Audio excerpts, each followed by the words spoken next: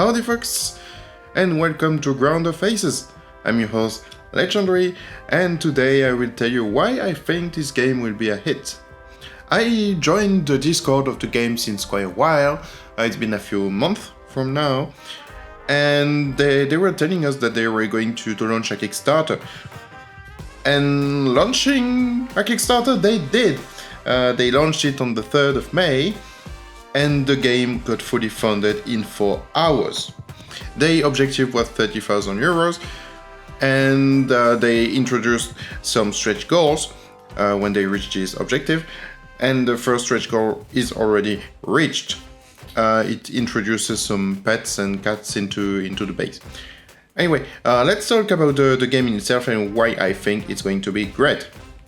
First of all, it's a World War II based building game. It's an air base to be precise, and it features a cartoonish design that I really like. It's based on French and Belgian cartoons, like from Hergé, which made Tintin, that kind of stuff.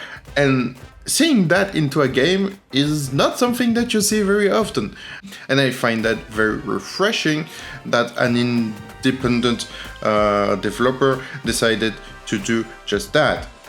Because all these Unreal Engine 5 games, they all look the goddamn same.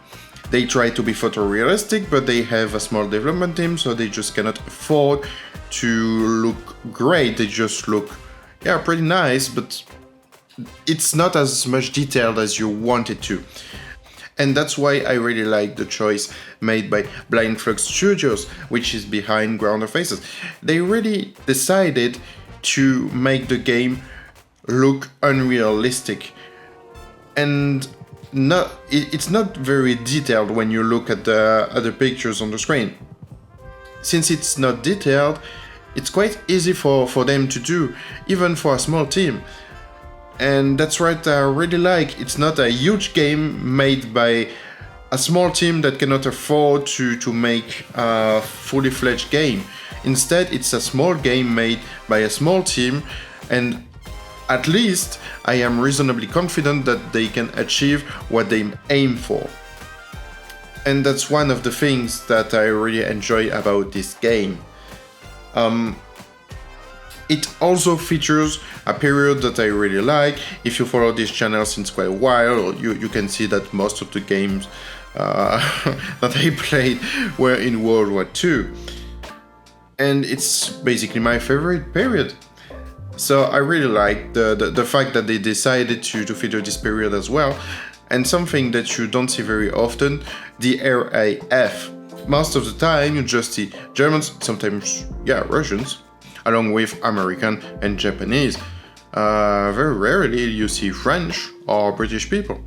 That's something to be aware of when you play these World War II games. They are not representative of what really happened.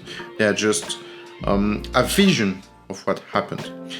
And I really like the fact that Blind Flux Studio also really didn't want to reinvent the wheel. They inspired themselves from other games that already exist and that are quite popular, like RimWorld, Hearts of Iron, and Going Medieval. 2 of these games that I already own, Going Medieval and Hearts of Iron 4, and these are a very, very good concept to use. Going Medieval is really a weird game, but the concept is really, really nice, and I really hope they can inspire themselves from that. It also features some things that you've seen quite more often, the World War II airbase life, when you need to take care of the people inside the base, etc. That kind of stuff is something that you see often, but it's not really going very deep. It seems that in Ground of Aces it's going to be quite deep indeed.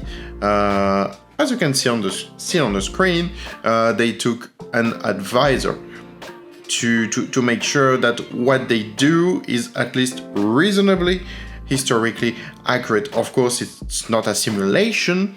You are not playing Arma 3 or something like that. You are playing an arcade-ish game after all.